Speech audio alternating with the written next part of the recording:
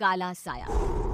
यूं तो बनारस घाट अपनी खूबसूरती के लिए बहुत प्रचलित है, पर घाट के किनारे कई राज लिए बैठे हैं। ये कहानी शुरू होती है बनारस के घाट के पास बने ममता निवास से, जहाँ प्रिया लाल जोड़े में ममता के घर उसकी बहू बनकर आती है। आओ आओ बहू, घर को अपने पैरों से पवित्र करो। ममता घर की दहलीज पार कर ही रही होती है कि अचानक एक बहुत गंदी सी बास पूरे घर में फैल जाती है। ये बदबू और ये आवाजें, ये कौन हंस रहा है माँ? ये पड़ोसी ना हमारे थोड़े अलग से है। कहाँ हम शाकाहारी और ये मांस मच्छी खाने वाले। छोड़, तू ध्यान मत दे और गृह प्रवेश कर। और हाँ बहू, अपनी सास की एक बात हमेशा याद रखना, इन पड़ोसियों से तो कभी बात नहीं करेगी। अच्छे लोग नहीं है ये। अपनी सास की ये बात मानेगी ना बेटा? हाँ माँ, जो आपकी मर्जी, मैं उनसे बात नहीं करूंगी। अगले दिन प्रिया अपनी पहली रसोई बनाने रसोई घर में जाती है। ये छोटी बात तो नाक में जा रही है। एक काम करती हूँ, खिड़की खोल देती हूँ। प्रिया खिड़की खोलने जाती है। इतने चाले, लगता है इस खिड़की को कभी खोला ही नहीं गया। पर ऐसा क्यों? ओह, नॉनवेज की स्मेल आती होगी ना। 2 मिनट के लिए खोल लेती हूँ, फिर बंद कर दूंगी। प्रिया खिड़की खोलती है। खिड़की खोलते ही उसकी नजर सामने वाले घर की खिड़की पर पड़ती है, जहाँ एक लड़की खड़ी होती है।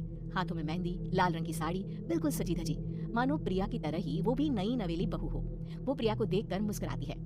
हे भगवान, माँ ने तो इनसे बात करने को मना किया था।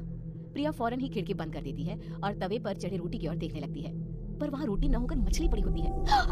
ये क्या? पहली ही रसोई में इतनी बड़ी गलती। हे भगवान, अब मैं क्या करूं? प्रिया बहुत डर जाती है और फौरन रसोई की सफाई करने और फिर सभी के लिए खाना बनाने लग जाती है। जब वो सबको खाना परोसती है, सब तो ठीक है, मैं बेकार में चिंता कर रही थी। हे भगवान, ऐसे ही बस अपनी कृपा बनाए रखना। रात के वक्त जब सब सो रहे होते हैं, तब प्रिया को पायल की आवाज सुनाई देती है, जिससे उसकी आंख खुल जाती है। ये पायल की आवाज कहाँ से आ रही है? प्रिया उठकर उस आवाज के पीछे छत की सीढ़ियों तक जाती है। तभी उसे बच्चे के रोने की आवाज आती है। प्रिया छत पर जाती है तो क्या देखती है? वही लाल साड़ी वाली लड़की अपनी गोद में एक नवजात बच्चे को घुमा घुमा कर सुला रही है। तभी प्रिया की नजर उसके पेट पर पड़ती है। ओह गॉड, ये तो प्रेग्नेंट भी है। सुनिए, बच्चा सो नहीं रहा है क्या? मैं कुछ मदद करूं? नहीं नहीं, आपके घर वालों को अच्छा नहीं लगेगा, मैं संभाल लूंगी। स्नेहा की गोद से बच्चा हाथ मारकर प्रिया की गोद में आने को छटपटाने लगता है।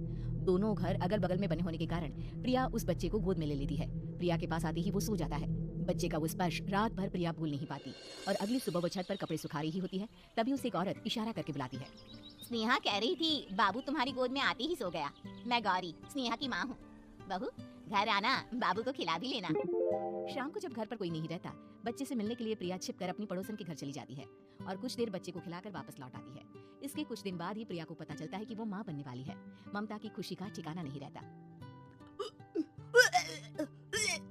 माँ जी, पता नहीं क्यों उल्टी आ रही है।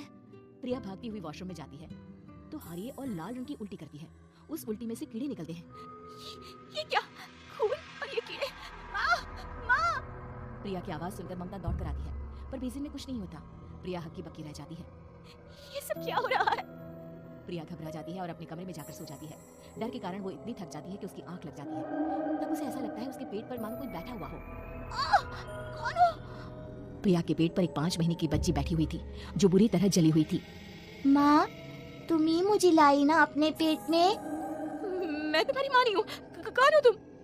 माँ, देखो मैं जल गई बुरी तरह से। 6 महीने पेट में रहने को भी मुझे नहीं मिला। सहला दो ना माँ। बचाओ, बचाओ, माँ! ममता दौड़कर कमरे में आती है। प्रिया की बातें सुनकर वो सब समझ जाती है। तू कहीं बगल वाले घर में तो नहीं जाकर आई ना बहू? मुझे माफ कर दो, मैं गई थी माँ। उस घर में सब मरे हुए हैं बहू। कई साल पहले स्नेहा उस घर में बहू बनकर आई थी। कुछ ही दिन में वो एक बच्चे को जन्म देने वाली थी। पूरा घर बच्चे के आने की खुशी में खोया था कि एक दिन अचानक उस घर में आग लग गई। सब बुरी तरह जलकर मर गए। गौरी आज भी दादी बनने का इंतजार कर रही है और इसीलिए स्नेहा ने अपना अजन्मा बच्चा तुम्हारी कोख में डाल दिया। ममता ये कह रही होती है कि पीछे से उसके पैरों को एक बच्चा पकड़ लेता है। दादी, दादी। माँ, स्नेहा की गोद में यही बच्चा था। ये बच्चा कौन है फिर? तेरी मौत है। तेरी भी दादी। जिस चीज का ममता को डर था वही हो गया। ममता निवास के ऊपर मौत ने चादर बिछा दी थी। प्रिया का पेट ऐसे बढ़ जाता है मानो 9 महीने का हो। 2 हाथ उसके पेट से बाहर निकलते हैं। बहू, संतोष को फोन कर, किसी पंडित जी को बुला बहू। प्रिया का पति भागता हुआ घर आता है। ये तो होना ही था माँ। तेरा पाप तेरे सामने आ गया तो तू सह नहीं पा रही है। स्नेहा घर में आग लगी नहीं थी, माँ ने लगाई थी। प्रॉपर्टी की लालच में। और वो बच्चा मेरी पहली पत्नी का बच्चा है, मेरा बेटा, जो कि उस आग की चपेट का शिकार हो गया था। मैंने तुमसे ये सब माँ के कहने पर छुपाया था। मुझे माफ कर दो प्रिया। तुम अगर चाहो तो यहाँ से जा सकती हो। मैं तुम्हें किसी भी बंधन में रखना नहीं चाहता। मेरी शादी हुई है आपसे, मैं आपको छोड़ नहीं सकती, पर उससे पहले हमें स्नेहा, उसकी माँ और बच्चे की आत्मा की शांति करवानी होगी। संतोष और ममता गौरी के घर जाते हैं। अंदर सब कुछ जला हुआ होता है। जमीन पर जली हुई लाशें बिखरी हुई थी।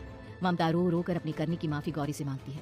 प्रिया स्नेहा के घर वालों का अंतिम संस्कार करवा देती है और ममता निवास फिर से आत्माओं के साए से मुक्त हो जाता है।